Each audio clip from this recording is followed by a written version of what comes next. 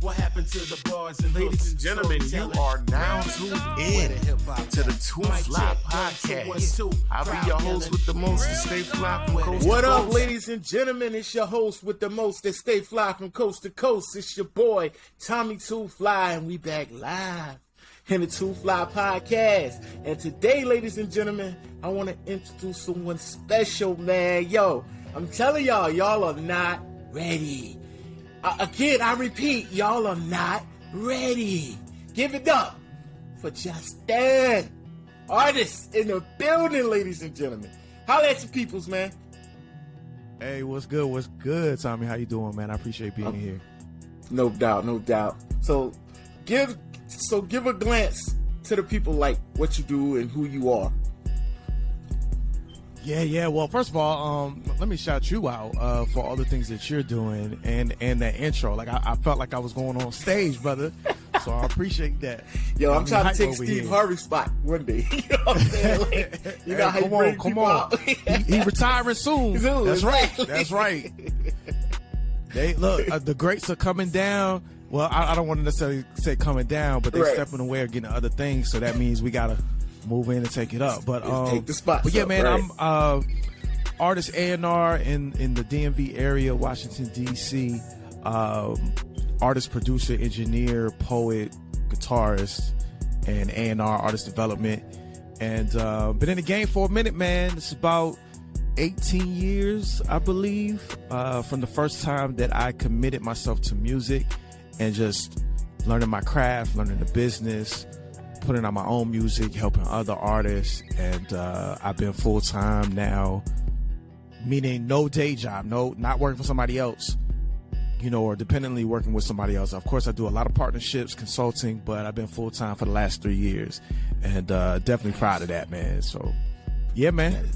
It's not often when you come across someone in the music industry that's like literally doing it and getting paid for what they do on their own, you know what I mean? Yep. So, that's big. Yep. So, anybody tuning in today, please take these jewels, man, because I'm pretty sure he's gonna drop diamond nuggets, as I call them, Tommy. I call them diamond nuggets. I'm dropping diamond nuggets. Dropping them, man.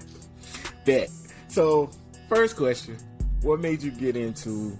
I would say, being that you wearing those hats like that, what made you get into the industry, entertainment industry itself, with music or music business, so to speak? Yeah. So because it's I think you got to look at it on both sides, right? Right. The story goes like this. Shout out to my friend Jared, high school friend, who's my best friend. We would write poetry together, and he played guitar. And I believe we was friends all through high school, so from freshman year to senior year. But I think somewhere around senior year, he played Led Zeppelin's Stairway to Heaven. Now, I'm gonna be honest, I know he's played that joint many a times. I mean, we were at the hip with each other. Like, if you didn't see, when you saw him, you saw me. When you saw me, you saw him. And I don't know exactly what this day that I remember, but I was like, yo, I gotta learn how to play guitar. Now, mind you, we're talking like 17, 18 years old. Prior to that, I was a writer, poet. I got published when I was 17, and that was the only creative thing that I wanted to do. I was all about computer science. I wanted to be a programmer, but when I heard that song, I said, yo, I gotta learn how to play. And so, of course, I asked my mom, I need a guitar. She was like, nah. And when I graduated, much love to my Uncle Joe, he got me a guitar. My Uncle Joe and Aunt Curlin, excuse me. But they got me a guitar for graduation. I started teaching myself how to play in college. And from there, I was just playing. And then one day I had this idea, like, let me try writing a song. Because I knew it was very much like writing poetry, but I knew it was different. Right. And so I did it, fell in love with the process. I've been hooked ever since. And so the goal for me was like, at this moment, like I remember, I'm like, yes, I want to do this, right? So this is before YouTube popped off, right? I'm aging myself, as they say, but this is like 01. And I was hitting the library So I would get songwriting books, guitar books, a little bit that I could find online. But again, this is like before YouTube was a thing. Right. And the more that I would read, the more I was like, yeah, I could do this. I could do this. And then it stepped forward to shout out to my Uncle Curtis, who's been in the industry for a hot minute. He was in radio for like 20 years in New York. And he had just around 02, 03 started working at MTV. Okay. And, he was a writer there. And I spent one day with him there.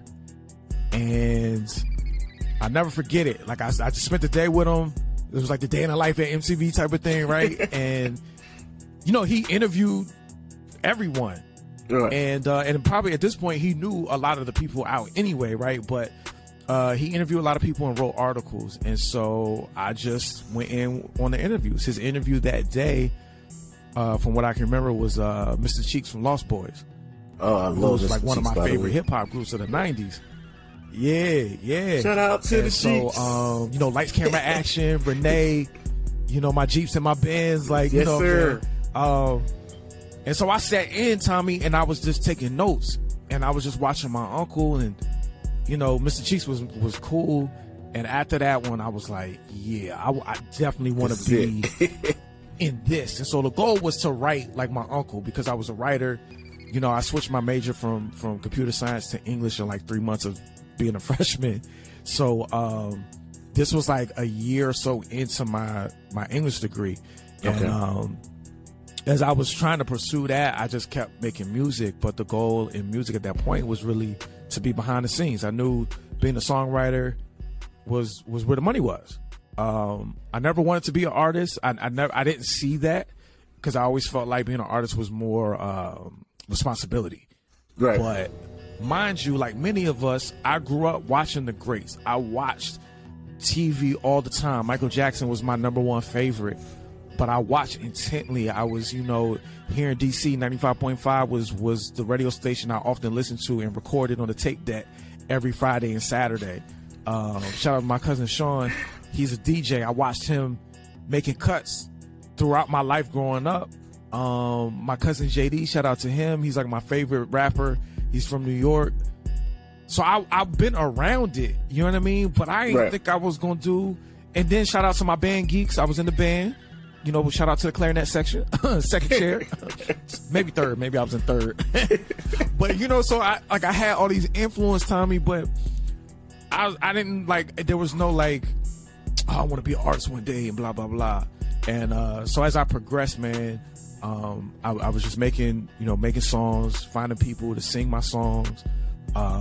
Shout out to a college friend of mine, Chris. He was also someone in high school that when he played on the PlayStation, you remember the joint called Music Generator? Oh yeah, throwback. Some people might remember that. I do. Yeah, but it's a real throwback. But it was a joint that you could play on the joint and make your beats. And so he used that. And he created his singing project around that. I don't know exactly specifically around music, but he oftentimes during that era would send me songs like, Jay, what you think about this? So I realized looking back that I was already doing A&R at an early age, with recognizing what was dope, what wasn't, where you needed improvement.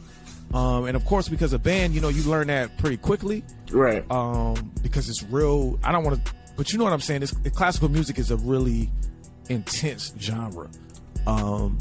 So yeah, 9 to 8 years later, something like that, being the spiritual man that I am and a lover of God, I heard him tell me yo, I want you to be an artist. And I was like, nah, bro, I don't want to do that.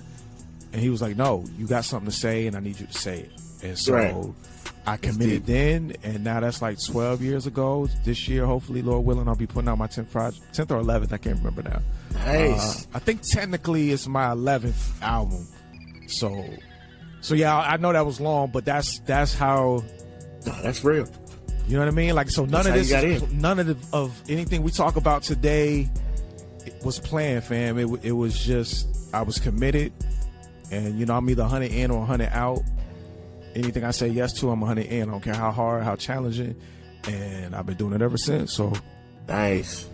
So on the songwriting side, you was doing mostly like you was composing too, like you was literally playing the beat and doing the words. And was it for yes, sir, mostly R&B, or it was a combination of rap and R&B? Yeah, so that's an interesting question. Yeah, that's an interesting question. So I know we're hanging with my guy Jared in high school. He exposed me to, you know, alternative and rock more intently. Like I remember when Coldplay first came out, the Parachutes album. Jared was the one that put me on, but because he played and we wrote, like I was already in this real like organic vocal, just guitar type of space, although I still loved hip hop. Right. But it was like the more I was around it and the more that I guess we kind of developed each other and writing, it was like I drew to that real quickly, just like I did the hip hop. So by the time I started like really writing, I started merging my poetry with playing.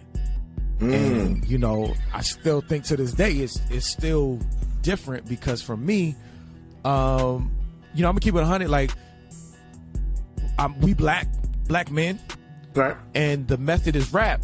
You automatically think it's trap, it's this, it's that, right? Right. And so it's different than that for me. But I was that's how it initially started. And then when I started actually like finding people to work with to sing, ideally it was R&B. You know, it was always, everything was always heavy rooted in hip hop and R&B. Gotcha. But as I developed and tried to figure things out, like it would be, you know, a singer-songwriter style. But then when I would get with my homie Chris, who I was working with for a while, you know, he would flip it and it got that, you know, that bop to it, and you like, yo, like. So I think quickly I just started fusing my love for guitar, my love for poetry together. And you know, it took time to really develop, but now what I call, the genre that I call what I do is hip hop renaissance. So a mixture of hip hop, gospel, because I got to throw my love in for God, and spoken word, and everything ideally is centered around the guitar. Gotcha. You know,